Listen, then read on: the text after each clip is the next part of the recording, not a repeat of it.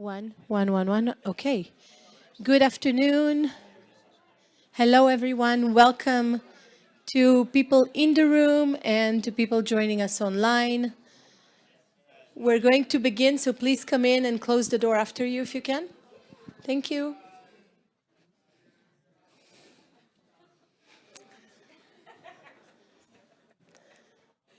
So welcome to the Meet the Boards session. My name is Shani Evenstein-Sigalov. I am the Vice Chair of the Board of Trustees and the Chair of the Community Affairs Committee that is hosting these Meet the Trustees and having open conversations possibly every quarter. And this is our chance this time to do it in person. What a joy to be here with all of you. And we're going to start off this joint session between ourselves and the endowment board for the first time sitting together at the same time. So that's a wonderful opportunity and welcome all of you. We'll begin with just a bit of an explanation of what boards do in general. We'll then have each board present for 5 minutes what we're doing. And then, that's the core of the session, we're going to break down to the 5 tables. I'm going to let the speaker speak first, and then I'm going to explain how the roundtables are going to work. So let's begin, and we'll begin with Raju Narisetti. Hi everyone, Raju Narisetti. Do we have, is that the clicker? Okay. I'll just give a quick overview because I think we're going to have a little bit more detail from other speakers as well. Very simply put, nonprofits board provides oversight and focus on strategy, which means that we don't focus on the operational details. That's left up to the CEO and the staff. In terms of oversight, there's fiduciary or financial and legal responsibility. Oftentimes it manifests itself in making sure that the accounting and the annual reporting and the budgets of the organization get the oversight from the board. And then we work very closely with the CEO on strategic direction that is aligned with the mission and goals of the organization. So those are the 2 primary functions of the board. As Shani said, we have 2 different boards here today represented, the trustees of the Wikimedia Foundation. I'm part of that. And then the endowment board, Phoebe and others are part of that as well. So why don't I have Nat come and talk to you a little bit more in detail about the trustees of the Wikimedia Foundation board. Nat? Hello, everyone. My name is Natalia Tymkiw, and I'm the chair of the Wikimedia Foundation Board of Trustees. We are doing what usually boards do for any entity. That means that the endowment board, just like us, in general, is responsible for the oversight, providing oversight and strategy to the other now separate entities. The biggest difference between our boards, because we do have a difference, because the goal of the organizations are different. Our board is a governance board, and the endowment board is a fundraising board, in particular, because the goal is to fundraise money. That's why even it influences the board composition a lot. Wikimedia Foundation boards, as you can see, our faces on the slide. We do have, by a setup, the representation from the communities, which we do through the selection process. The endowment board does that through the appointment of trustees who formerly served on the Wikimedia Foundation board in order to have that connection with communities, but also have the understanding of the governance and on the level of the governance that we need. And practically speaking, Foundation board is apart from providing oversight is, for example, the recent thing that we did was approve annual planning. That's one of the things that boards do, approving annual plan, annual budget for the organization, and figuring out what is going to be the strategy, figuring out what are going to be external threats to what we do and how we can reach it. So have discussion and prepare the organization for changes that may be coming from the outside. And this year we also had a kickoff session for the multi-year strategy planning. We have the strategic direction, we have the strategy recommendations, and we need to work towards them. So we need to root our work in the goals set there. And we are also planning to have the board selection process in 2024 for the board. So that's also us figuring out what kind of talent we need on the board. So more things you are going to hear at the tables. We try to divide them in different topics. So if people are interested in this or that, they might choose a different table. And before I hand over to Phoebe, I would from the endowment board, I would like to introduce each trustee. Lorenzo, Luis, Mike, Raju, whom you have seen, Victoria, Dariusz, Jimmy, and Rosie. And now Phoebe. Hi, everyone. Welcome. Welcome to the people who just came in. We will explain the setup with the tables after I'm done speaking again. My name is Phoebe Ayers. I am on the Wikimedia Endowment Board. That is a separate organization from the Wikimedia Foundation. We are a separate 501(c)(3). I am a former Wikimedia Foundation trustee, and that is why I am in this role now, just talking to you. As Nat said, the Wikimedia Endowment has a board that is made up of former Wikimedia community trustees. There are three of us here, or two of us here, plus Jimmy, who is on both boards, Patricio and myself. There are also six other members who are not here at Wikimedia, who we have a slide for, I believe. The endowment is an organization that is a 501(c)(3). It also refers to the fund of money. So the Wikimedia Endowment is a fund that we have developed to provide long-term support to the Wikimedia projects. We are raising money. And this is a concept that is more common in some parts of the world than in others. But the idea is you raise a large amount of money and then you invest it, and then you use the proceeds from that investment to support your project. Often it's a cultural institution or a university. In this case, we are supporting the Wikimedia projects. That's how it's defined. This is the Board of Trustees for the Wikimedia Endowment. We recently reached our $100 million fundraising goal, which is exciting. It's a big milestone. That is the first goal, right? We will continue. We also recently made our first grants of project funding to the Wikimedia Foundation. So that is for technical projects that were already slated to be worked on, to be developed, including abstract Wikipedia, Wikidata, machine learning, and KeyWix. The idea there is that technology is part of our infrastructure. The Wikimedia Endowment exists to make sure Wikimedia's infrastructure can continue over the long term. I know that there's questions about the setup of the endowment and how it operates. It's a new entity. This board did not exist at the last in-person Wikimedia. And we will try and answer your questions. But we're continuing on this path of raising money to provide, again, long-term support for the project, sort of separate from day-to-day operations and separate from ongoing fundraising that happens through the banners. So I'll stop there and turn it back to Shani. Yeah. Thanks so much, Phoebe and Nat and Raju, for this intro. What we're going to do now is each of you are already sitting, well, some of you are not, but you're welcome to join some of the tables. There should be a slide with the topics. Can we move for it? And we're gonna have, in essence, around 40 minutes. The 10 first minutes, we're gonna all discuss the same thing. At all the tables, it's kind of to help us spark the discussion, and it's how the different boards have been supporting movement strategy and the annual planning in this past year. After 10 minutes, we're going to divide into the actual topics. So you can see the list here. Can I have the raise hand for table number 1 with the finance and human resources? Yay.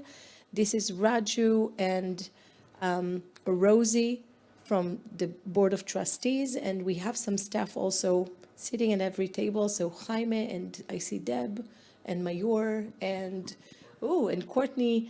Hello, so many folks. That's wonderful. Table 2 is for governance, for the governance folks. Yes, so Mike and Dariush are here, and no staff yet. There are people here, and I'm not worried. Third table is product and tech. Yes, don't be shy. It's Lorenzo and Luis, and I see there James Forrester and Selena and a few other folks. So you can join them if that's the topic that you're interested in. Number 4, supporting movement strategy. That's Vicky and Nat at table 4. Table 5 is going to be Gen AI, future audiences, and any other miscellaneous. So any other topic on your mind that is not covered here that you want to ask the board, it's going to be Jimmy and I. And this is also the table that's streaming live for the audience who's joining us online. And the 6th and last, but certainly not least, the endowment board is going to be at table 6 with Patricio and Phoebe. And we're going to begin with 15 minutes, and then we'll ping you so you can rotate if you want to switch to a different topic. That will be your mark to leave the table and to move to another table if you want. You don't have to, but that's a possibility. Let's do that, and let's begin the conversation, and we'll rejoin for a few minutes at the end of it. So, talk away, people.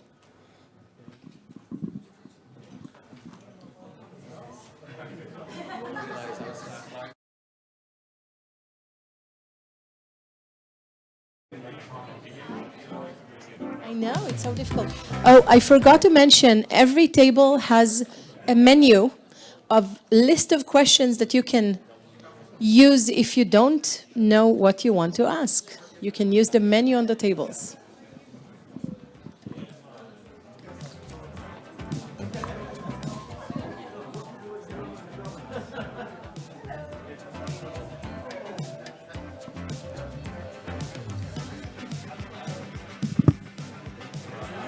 Not be hurt here.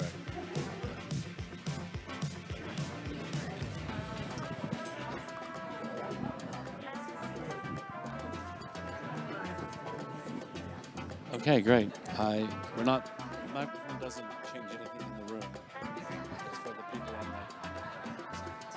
over there. Yeah. Right. Hello, online people. I think this is working. Well, this is only for the online people. It doesn't change anything inside the room. So, hello. So, because this doesn't do anything in the room, we're going to have to remember to handle it around.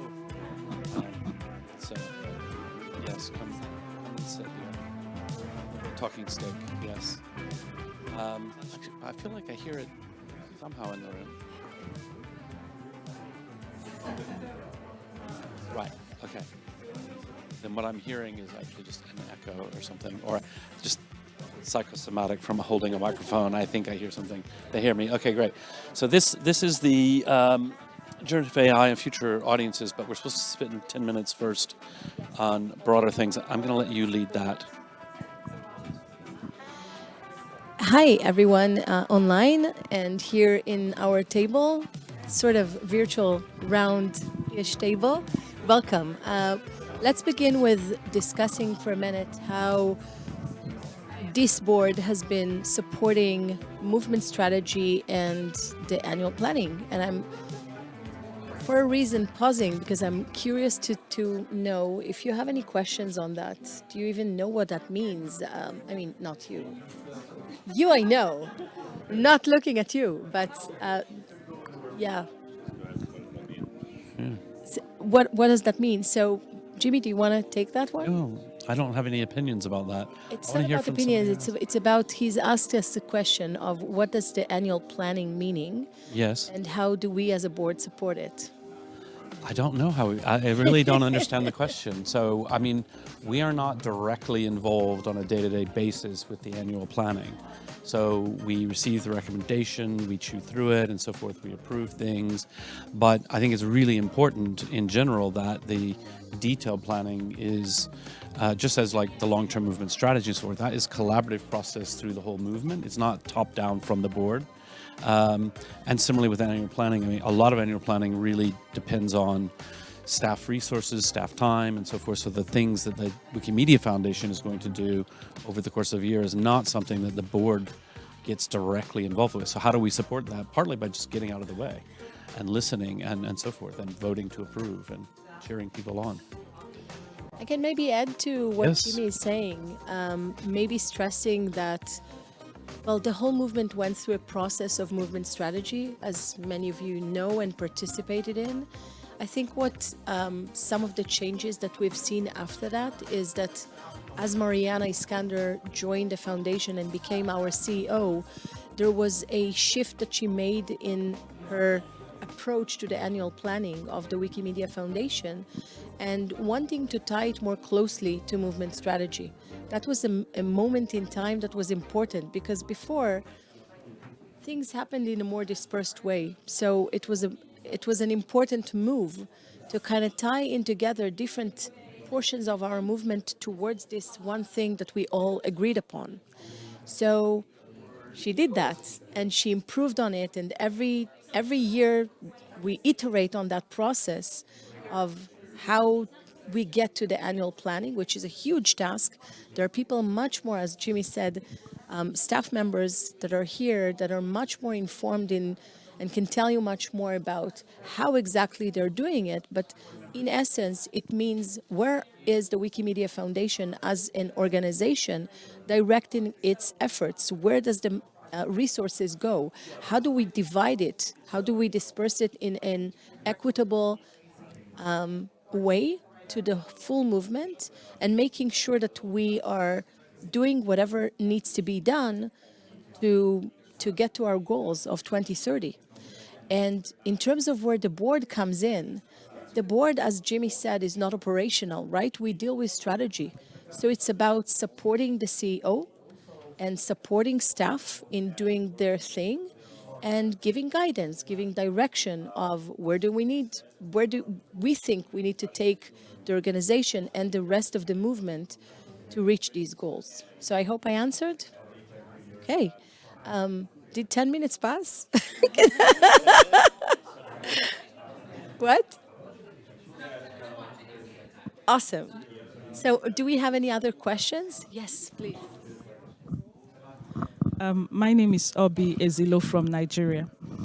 I want to find out what's your idea around the popular AI generated information that is going around, because from my own understanding of wiki principles and guidelines, whatever you're going to put into wiki has to be reliable. It has to have a kind of references. But the AI we're using today, I have tried to use it, though I don't understand it 100%. I've used it and it doesn't give me any reference, so I don't know how to trust it. I don't know how to go about it. Yeah, and even worse, it often, if you ask it for a reference, it makes one up out of thin air, and so it's quite bad. So I guess we're moving a little bit now into the generative AI part of the discussion. So I think a lot of people have had the same experience. I mean, when you first saw ChatGPT, I signed up for ChatGPT 4. You know, I pay just to get access, and it's quite exciting because you think, oh wow, it's amazing at generating very plausible text. But then when you really dig in, it's really not very good. But it just seems to be good, or it pretends to be good. So I think, you know, our best defense against bad information is really classic Wikipedian principles, like where's your source? You know, are you writing correct information? but also whoever puts it in is responsible for that. In other words, if you're putting in bad information into Wikipedia with made-up sources that you made up as a human, you'll get banned. If you copy it in from ChatGPT, you'll get banned, and that's really important. And we should really say this is our first line of defense. But also, I'm more interested in thinking about how can these tools be used in a useful way, in a positive way, to help us. And for this, I have a few ideas. But I mean, one of the biggest things that's happened in this area because of large language models supporting machine translation has gotten much better. It still isn't perfect, but it's much better than it used to be. And again, the same old principles. If you just start copying in Google Translate material and it doesn't make any sense and it has errors, that's not good. Like, you shouldn't do that. But to the extent that the tools are getting better, it becomes more possible for community members to use it for translation. And then I'm interested in, there's a lot of work going on at the foundation, exploring ideas and testing, and there's so much work going on. I'm not even the right person to talk about it. But I'm interested in thinking in the longer term, like, can we have a system where you feed in a Wikipedia entry and you feed in all the sources and you ask, what are some statements in the article that are not supported by the sources? Or what are some statements in the sources that have more than one source that probably should be in the article? And not for the machine to actually make those edits, because I still think that's not going to be good enough. But even if you can imagine a tool like that, if it were 70% accurate, it'd be fun to go through and say, oh, okay, like here's a statement that's in the sources that probably should be in Wikipedia, and I'll edit that in, and I've got the sources handy. So those are the kinds of like productivity enhancements that I think could be quite good. But who knows? Like, that doesn't exist yet. What I just described seems just about ready to be created, but we're not there yet. And I'll attempt to tie what Jimmy was talking about to what the board is actually doing. So, in essence, we're living, all of us, in a really exciting time, right? The world is changing. It's yet another revolution or evolution, call it whatever you want, that we can see during our lives. I mean, some of us are old enough to have seen, first of all, Web 2 erupt, and the social media and all of that, and then cell phones affecting our. So this is not the first time we've seen a technological revolution. This is another one, and it's really disruptive, and it's enchanting, and it's exciting, but it's also really scary, and there are so many questions about it. And I think as a board, we're trying to be thoughtful and forward-looking. And this ties directly to annual planning, because part of the annual plan is there's a chunk called, in this annual plan, called future audiences, right? Like, we are trying to bring free knowledge to everyone in the world. That's our general goal, but we need to be more specific. So more specifically, we want to get to specific places in the world where, let's say, there hasn't been internet, let's say, and they haven't been engaged, and they're just now coming online. We know that only 60% of humanity is even connected to the internet. So what about the 40%? It's now exponentially happening, right? Like, people are coming online faster and faster, and in a few years, everyone will be online. But these are the projections that I've heard. Not in the same places, certainly not in the same places. And how do we address this as a movement and as an organization? How do we make sure that we meet these new users that are coming in and helping them find their way through the internet and to our projects? And it's becoming more and more complex. So the board is trying to be strategically thinking about these topics and supporting our staff in various ways, in experimenting, in trying new things. Sometimes we fail, which is absolutely fine. You have to try and fail in order to progress. And parts of it is working with the community to actually facilitate changes on a global level. So for us, some of it is actually saying, yes, this is a priority. Go for it. This is important enough for us to invest resources and just go for it, and supporting it in every way we can. As you're speaking now, 15 minutes? and Sorry, 10, 15, 15. We're at 10 now? Awesome. We have more time. Can I, before you continue, can I just invite the people online to write us in the chat if they have questions or they have comments so we can include you in the conversation? And thank you, Margot, for helping us. Please. So as we were talking, an idea occurred to me now. Why don't the foundation, create a new type of AI that has all those policies and guidelines that they've introduced, they've taught us, we've grown to know, instead of, because you can't stop this generation using this AI. It is a very sweet tool, very fast. And most people like us are lazy to to sit and read and write and try to see if it is correct. So why don't the foundation build a kind, I don't know, devise a means, an alternative to what is now trying to destroy what we have built? So, yeah,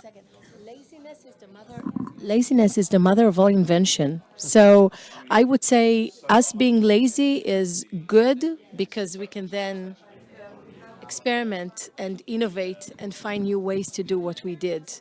Jimmy, sorry. yeah, I was just going to say, the question of how deeply should the Wikimedia Foundation invest in things like creating our own large language models and so forth is a tough question. One of the things we know is that OpenAI is incredibly well funded. They just received $10 billion from Microsoft. They're spending a huge amount of money. Google is investing huge amounts of money.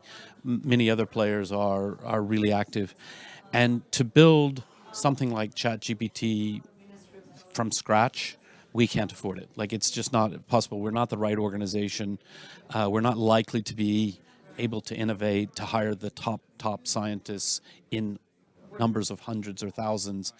And so, in part, because we're a small nonprofit organization, ultimately, we do have to kind of monitor what's going on and think about what are some aspects of this technology which we can use. Even the question of not hallucinating, not making things up from scratch, and so forth. Even those big players, I've talked to people at Google, at OpenAI, they really are eager to solve the problem, but it's actually a very hard problem because the way the large language models work, they don't really understand anything. It's a probabilistic guessing the next word. And so while it seems to us as humans, it's like, why don't you just not make up sources and why don't you just tell me where you got that from? It's actually quite hard from a technical point of view. And we're not likely to be the people who will solve that. At the same time, it is such a huge breakthrough that we do need to think about how does it impact us? How can we use it? And then we go back to a lot of the classic questions around vendor lock-in and becoming dependent on sort of proprietary software and proprietary organizations, and what is the state of play with open source AI models, and what could we actually create that might be specialized models, very specific to our needs. Those are the kinds of things that I do think we should explore, even though we probably have to be very thoughtful about our investment. So imagine I'm making this up as we talk, but an AI that can scan an article and say, oh, this statement needs to have a source, and then it goes out to Google and it loads up 10 pages of Google results. It rates them for quality and it finds the thing and it says, oh, this might be a good source. That sounds possible. How much would it cost to create a model like that from scratch? I don't know, but I hope that the foundation will invest in thinking about that and sort of exploring, and could we do that in an open source way? I think from a strategic perspective, the important thing around generative AI is that we all stay mindful and aware and interested in trying to say, what could we do here? Even though we probably can't build an amazing AI that we can all just retire and say, well, we did Wikipedia as long as humans could, but we'll hand it off to the machines now. I don't think that's anytime close. I mean, that's part of the perks of having Jimmy on the board is us being he can just talk to these people, right? So but now seriously, building on what Jimmy said, I think one of the things that we've seen the foundation do and do quite well is build partnerships, even when it's, you know, complex, because these are for-profit companies. But we have, again, a history of doing that. We've collaborated with Google when that wasn't so cool because they're a for-profit company, and we found the common grounds, right? Like, so our community already knows how to do it. And now we're collaborating with OpenAI, which I've been saying, you know, any connection between openness and that company is questionable. They're a for-profit company, right? And they have their own agenda, and that's okay. But we're collaborating. We've created our staff created a plugin for ChatGPT that can use Wikipedia to give us results. So the results are curated from a more reliable source. And that's just one example. To me, the challenge is striking the balance, right? Like finding the right path, because as Jimmy said, we don't have unlimited resources. We're a nonprofit, and all these changes and experimentation and investment in technology, while very important, are also, they have limitations. So we have to be like very strategic and wise in choosing what we experiment with, checking that the impact is right, checking that we're serving the right communities at the right time, and that's complex. And this is I would say that's part of the big effort that we're doing in collaboration with staff, and by the way, in collaboration with the community as well. At least that's what we strive to do. That's a good thing to strive for. And I just want to invite the people in the circle that haven't said anything just yet to participate. So, wondering if you have any questions for us. Sure. Yeah. We talked about generative AI in terms of capabilities. Sorry, I'm Chantal. I'm from the Wikimedia Foundation. When I think about future audiences, I think about younger people and how they're accessing content right now. I think about my own usage of the internet, and I'm either going to ChatGPT and asking it direct questions so I get a quick answer, or I'm going to Instagram and looking up people who I trust and follow. And while Wikipedia is in my own usage of the internet, it's probably becoming less and less so as these other platforms come about. There's threats to our revenue model in terms of that happening. There's threats to just the credibility of the brand and the understanding of how Wikipedia is being used to feed all of this kind of content. So I'm just wondering how the board, what kind of discussions you had around that. I think these are excellent questions, first of all. This is at the core of some of the issues that we all have, and these are not easy questions to tackle, for sure. It's also not completely new. Like we've predicted these issues with revenue streams a while back. Thankfully, we have a really talented advancement team that has been working on solutions and on finding additional, like diversifying our revenue stream portfolio, which has been extremely helpful. But we've been becoming more and more aware of the fact that our content is being used by third parties, first of all, and not always accredited.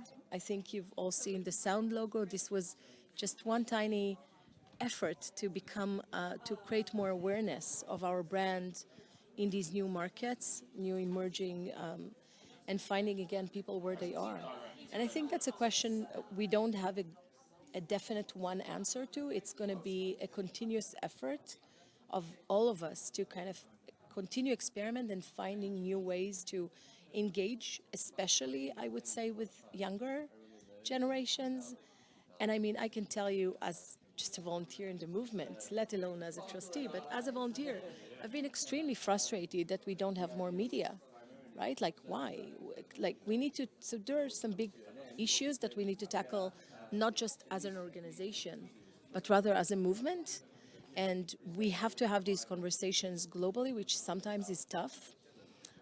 We're dispersed, we're multilingual. These are like, we have our issues as a movement, but also we have such an amazing pool of really, it moves me every time, the amount of amazing people that we keep seeing in so many places and so many communities. So I would argue, and I have actually academically as well, like I'm an educator and a researcher, and I've been interested in this topic specifically, and my interest is specifically in technology and learning and how we consume and produce information in general.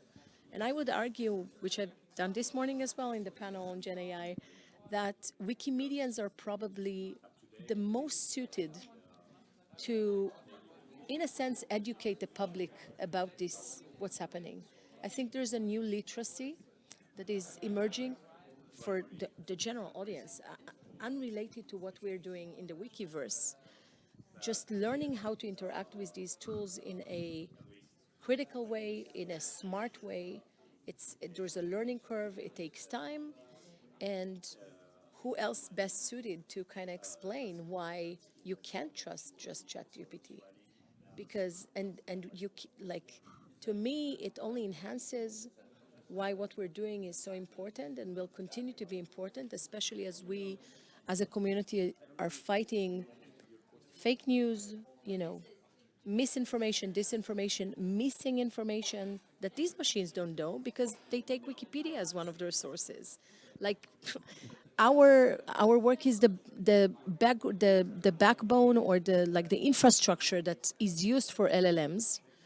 So I think what we do is extremely important. I don't think we'll ever, at least not in the foreseeable future that I can think of, stop like being relevant in that sense that we need someone that is not a for-profit company to continue curate information and make sure that the information is accessible for free for the world. So I think we still have a lot of work to do. Jimmy?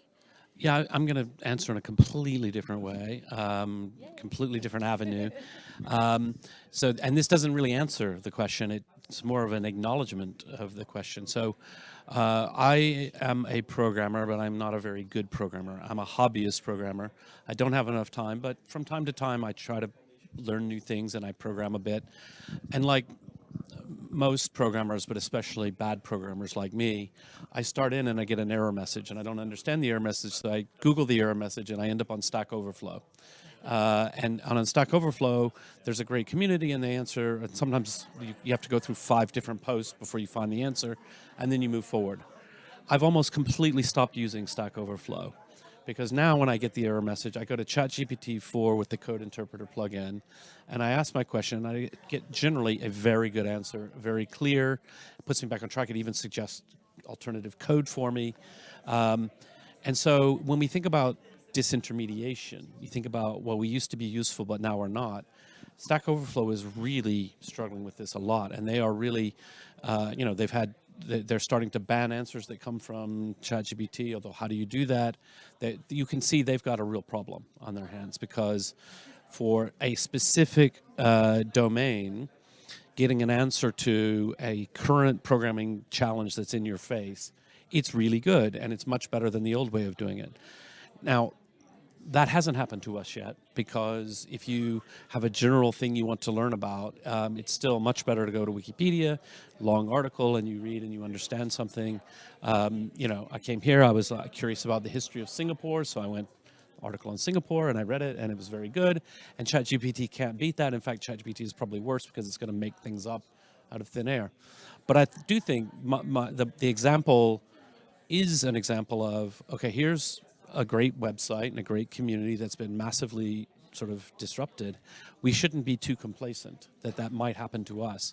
I'm not that worried about it in the short run. So this is why I'm saying I'm not really answering your question. I'm acknowledging the question.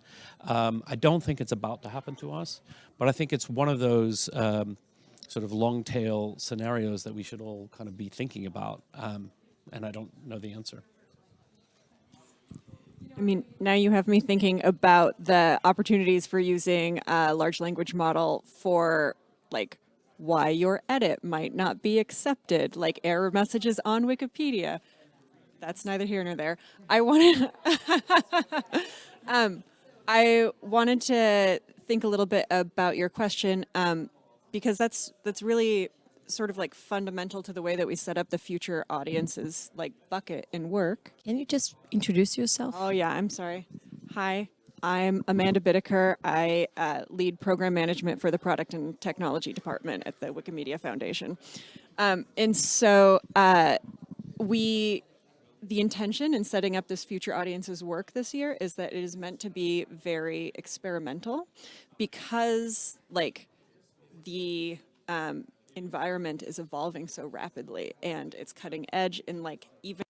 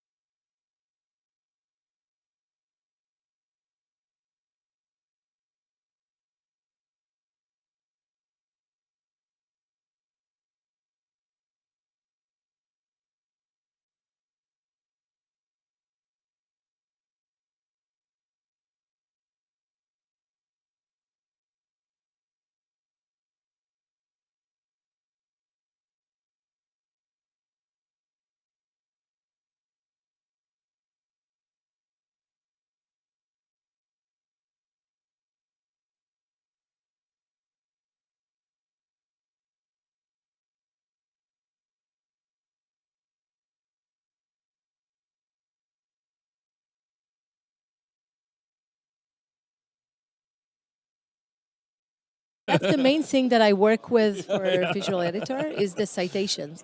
In any I'm going case, to have to, that might finally convince me to use Visual Editor. that's sounds the very main. useful. That was the main motivation for me. Otherwise, I'm switching to source code. But never mind. Yeah. That's too weird. Wiki talk. Okay.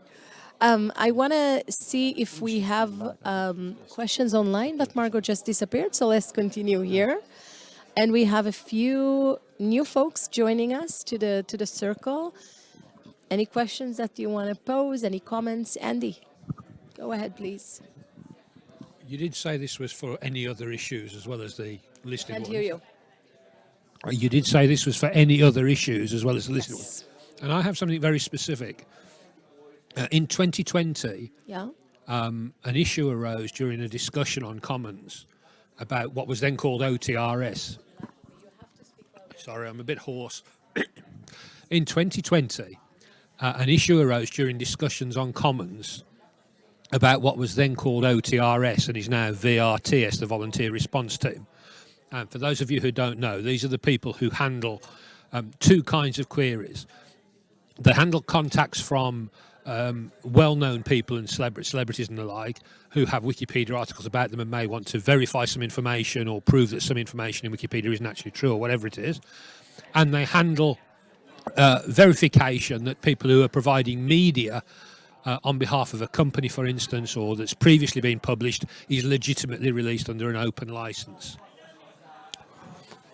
And the questions, the discussion was about a member of OTRS who was not accepting some images that had been provided in good faith because they thought they were out of scope because they were for use on Wikidata. And we argued that they were in scope. The specifics are not what I wanted to talk about. The issue that arose is nobody seems to know how that team is given oversight.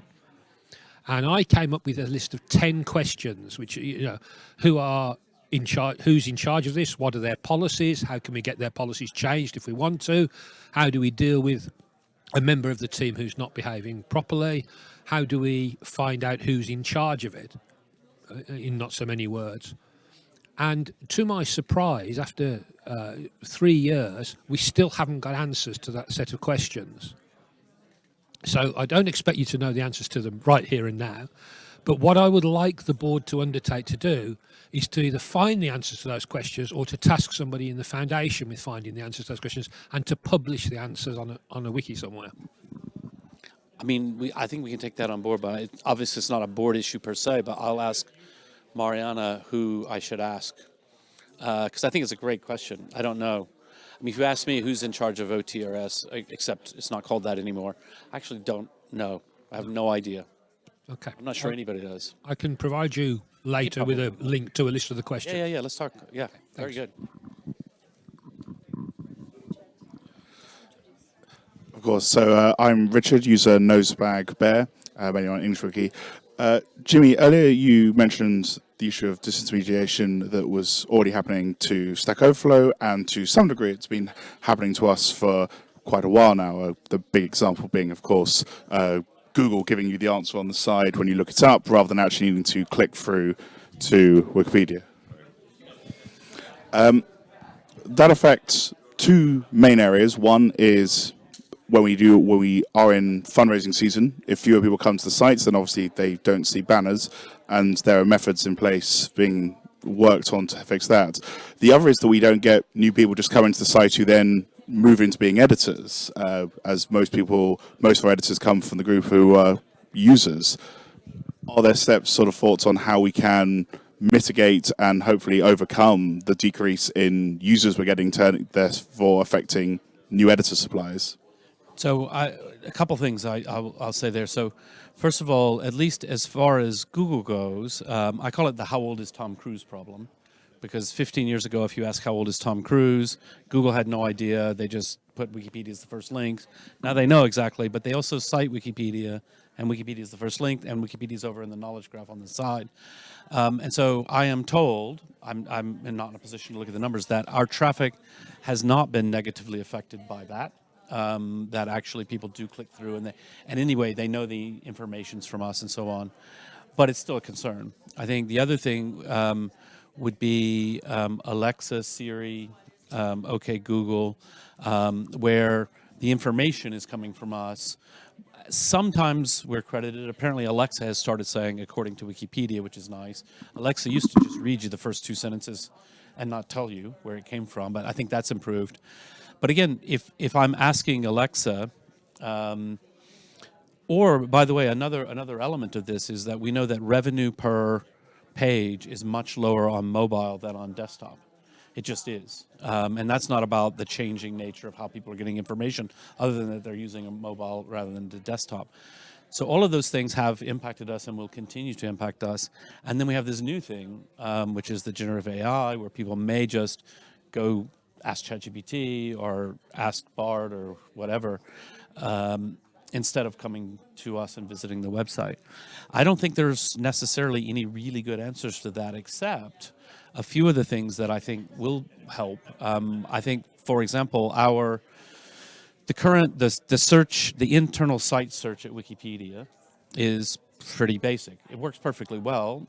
You're interested in Singapore, you type Singapore, you get the article Singapore. But you can't go to our search box and ask a question and get an answer. Like if you go and you type, how old is Tom Cruise, you get probably the link to Tom Cruise and you click and you do it. Whereas now with large language models, an internal one where it only reads from Wikipedia, we actually, you can at least see the path towards having a search box that's a long sentence and you can ask a question and get an answer. And that could attract traffic and sort of basically meet that demand in a new way.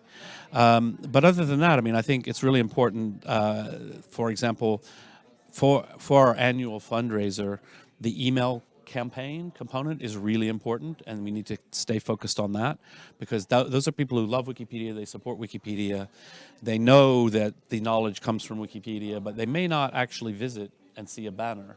So that's really important. But I think this is exactly the kind of question that the board is focused on, that the broader movement is focused on, to really think about how do we navigate a changing environment. And I don't have any simple answers, but I think there are directionally answers to that. I don't have any, like, I'm not going to continue what Jimmy was saying in any case, shape, or form, but maybe a good moment to mention that is connected to what Jimmy was saying. Currently, it's only Wikipedia, or mostly Wikipedia. We've mentioned it this morning, but I'll restate that again because I think it's highly important. We've invested in the past decade in Wikidata and now in Wikifunctions that is finally launched. It's an important move in terms of the ecosystem of free knowledge. We have over 105 million items on Wikidata these days, probably plus minus.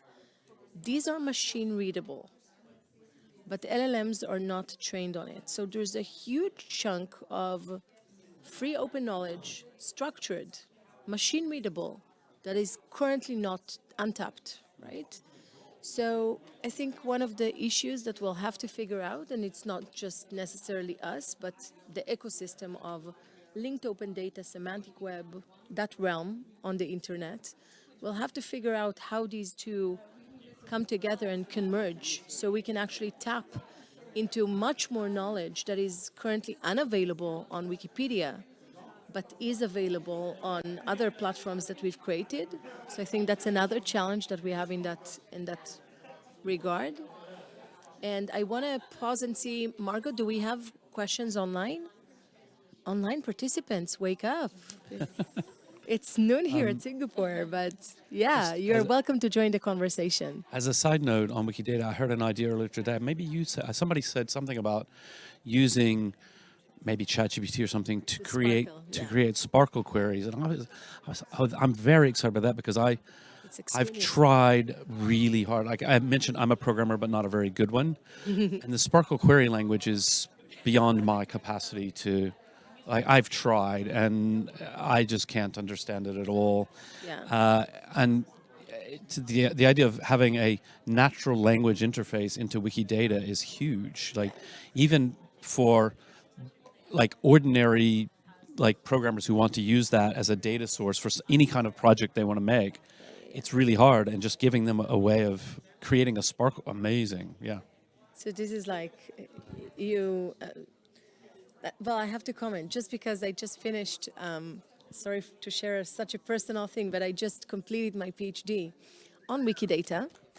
So this was a 5.5-year journey enabled by this community. 5 years of it was learning Sparkle query language. Never mastered it. It was never the point.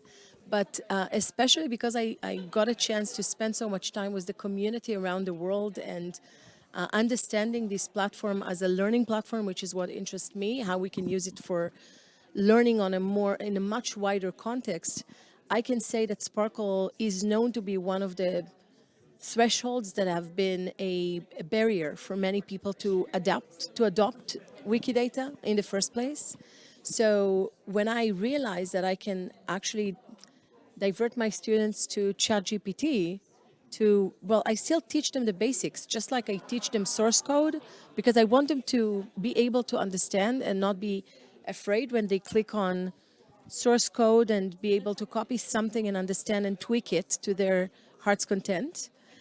And the same goes with ChatGPT and Sparkle. I want them to get the basics so they can tweak things, but they don't have to know it or to know people in the community. I'll never forget one of the interviewees that I interviewed said, it's like a cabal. You need to kind of know the people, the exact group of people, to know the exact tools that are happening. It's so complex, and it shouldn't be, right? We need to simplify it. So I think using ChatGPT as a general name to generative AI to have as an interface to make it easier for people to interact with our platforms is absolutely something that I'm looking forward to see happening, either by the foundation or by simply community members who have a huge history of creating tools overnight. I'm hoping it's the foundation, actually, personally, just because I want it in a more sustainable way, but it's the fact that I want it doesn't mean it's going to happen. I mean, there's just so much happening and so much things to consider that it's not always the case that we can do everything that we want to do, and that's just the reality. Any other questions? Yes. A few. I'm Jonathan. I'm the Director of Engineering for Wikimedia Deutschland. I oversee Wikidata. I agree. I have no idea how to program in Sparkle. I'm such a bad programmer that I'm a data scientist by trade. So I was going to say, actually, at this hackathon, it was proposed that we do that the community works on a Sparkle generated through large language models, and Lydia Pinchur and I meet regularly to talk about the advance of Wikidata and machine learning. In particular about starting as early as February of this year. I started a year ago. We discussed how to restructure the output of Wikidata so that it's more accessible for machine learning, at least for training, but also for ready access, because you can do validation systems as well. One of the directions I'm hoping, personally, it's like my side project on my own time, is using Wikidata to invalidate disinformation. If something is, there's a database of disinformation, I want to say to ask Wikidata, is this true? Can you validate this or not? And so it's difficult to access it because you can't readily access thousands of qualifying articles at the same time for this purpose. Yeah. But we are indeed trying on that direction. I'm not just, I completely agree with your conversation, and I'd love to read your PhD, by the way. Congratulations. Thank you. I'll just briefly comment that, first of all, that makes my heart sing. Honestly, I'm so happy to hear that you are already doing stuff. I should have known, talking about doing stuff, which is the beginning of getting there. So that's really great to know. I'm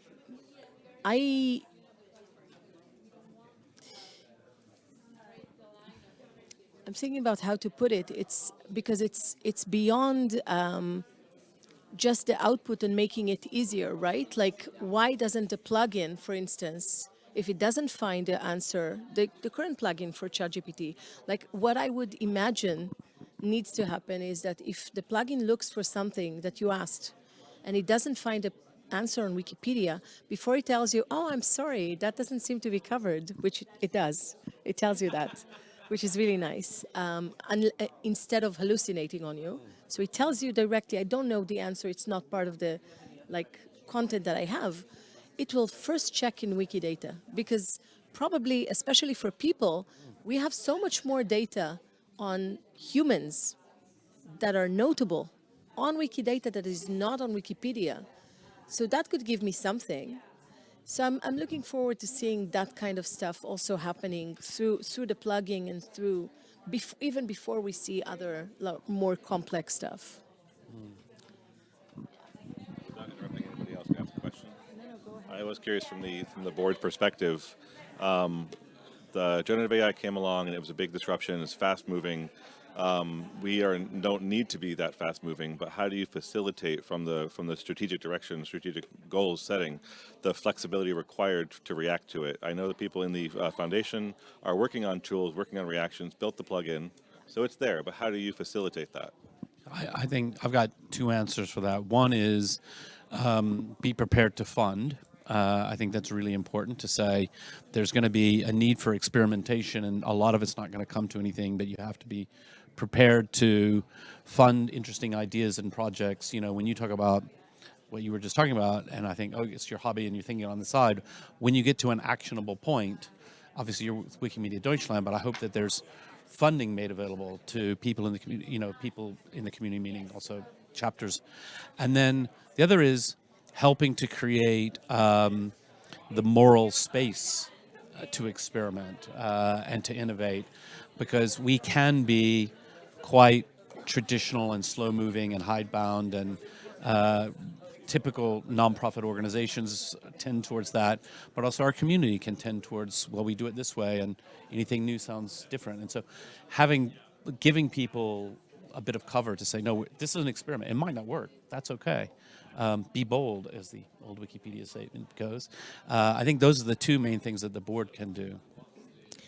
I would also say that it's about really listening closely to staff on that specific thing. I mean, it's always true that we need to closely work together, but I think I've really appreciated from a board perspective the thoughtfulness and I would say the caution that came in from staff perspective on this, because it's very easy to kind of get dragged down the rabbit hole and say, oh my gosh, something is happening and we need to react. So we're trying to be smart about it and proactive, but still be cautious and make experiments like Amanda was mentioning, but experiments that are, in a sense, small scale, that are not costing much, but can have much impact. So like finding the right things to support is one, strategically, and also really allowing the space to not succeed, which I think every board should, every good board should do, is like just allow that space. And on that optimistic note. I think we're winding up. We're out of time. Yeah, we need to Okay. to wrap Thank up. you. We're Goodbye, gonna, people at home. not enjoyed just the that, show? we're gonna have a round of just summing up. So I hope someone from here can join us and share what you've learned, maybe. Okay. Thank you for participating. Great.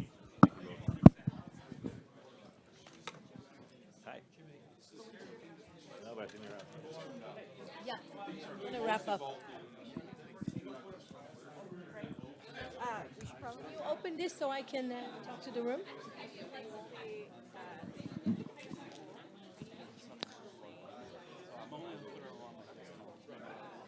Can I speak? Hello? Okay. Thank you, everyone who participated. We want to wrap up. Can you close the door, Andy?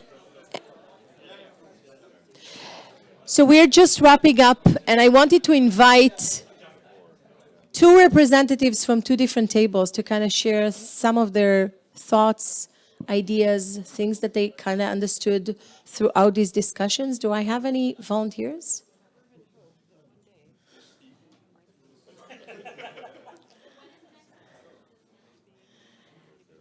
No one?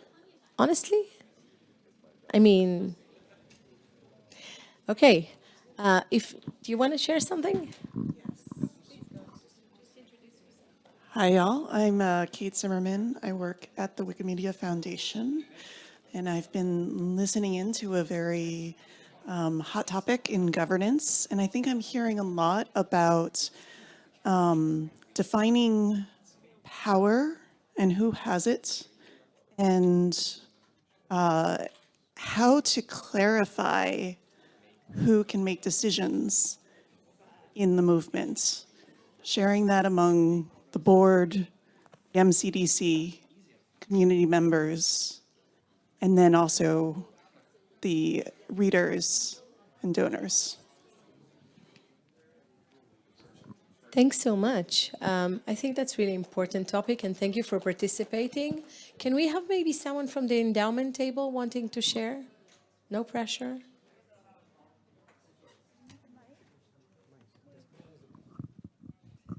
Let me come to you.